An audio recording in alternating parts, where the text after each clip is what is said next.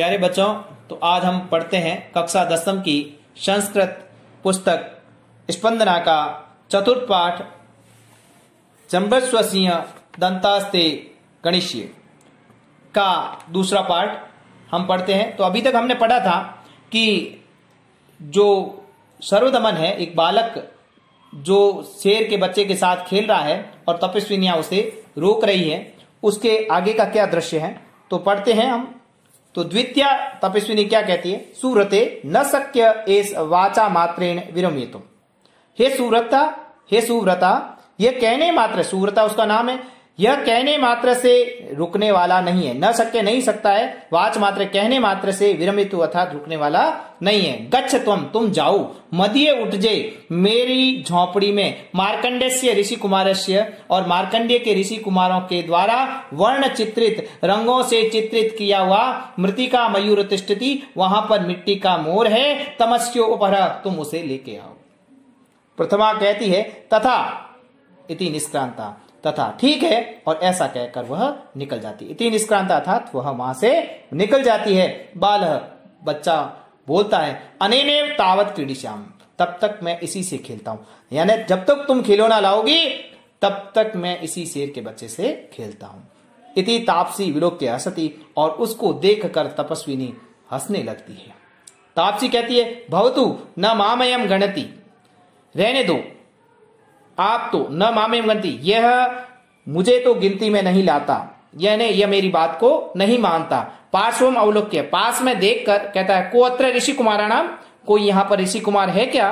राजा नाम अवलोक्य, और इसी समय राजा का आना हो जाता है। राजा को देखकर कहता है, राजा को देखकर तपस्विनी कहती है भद्रमुख, हे भले मानुष, यही तावत आओ, तावत मोचयान, इसको यहां से छुड़ाइए।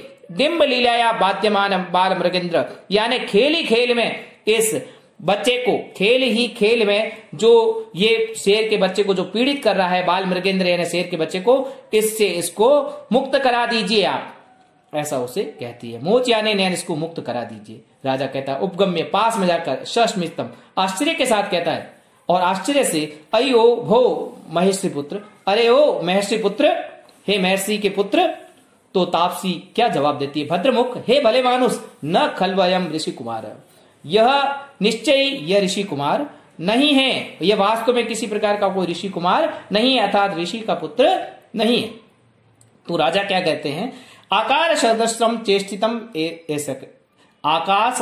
आकार सदृशम चेष्टितम मेवास्य कथ्यति, यानी आकार, इसके रंग रूप और जटाओं को देखकर, इसके रंग रूप और वस्त्रों को देखकर मैं ऐसा कह रहा था। स्थान प्रत्यातु वयम एव तर्किन, और स्थान के विश्वास के कारण, एक जो यदि कोई ऋषि के आश्रम में कोई बच्चा है तो वो ऋषि मुनि का ही होगा, ऐसा विश्वास के प्रत्यय ने विश्वास के कारण वयम ऐसा तर्किने, मैंने ऐसा सोचा था।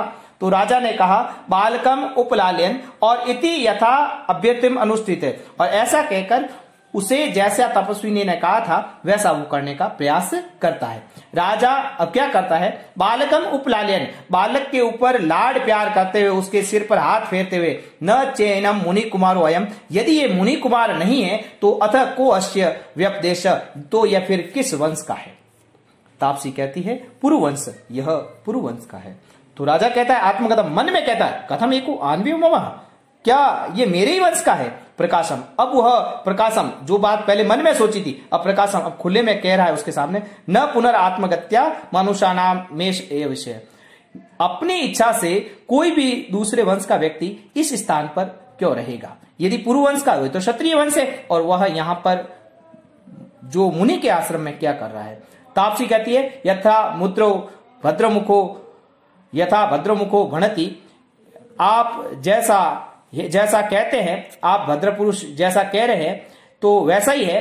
अप्सरा संबंधेन अस्य जनन्यत्र देवगुरु तपोवने उप्रसुता, यानी अप्सरा के संबंध से और इसकी जननी से, जननी इसकी मां ने देवगुरु के तपोवन में इसको जन्म दिया है।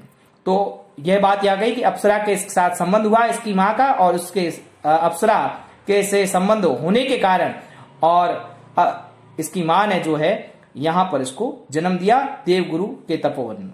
राजा अपवार्य, राजा अपना मुंह एक तरफ करते हुए, मुंह हटाकर, हंत, और बहुत ऐसे द्वितीयम मिश्रम आशा जननम, एक दूसरी आशा उनके मन में लगी, क्योंकि राजा दुष्यंत ही थे जिनका जो शकुंतला, राजा दुष्यंत शकुंतला, उनको लगा कि ये शायद शकुंतला का ही पुत्र है और शकुंतला का ही जन्म अप्सरा से हुआ है।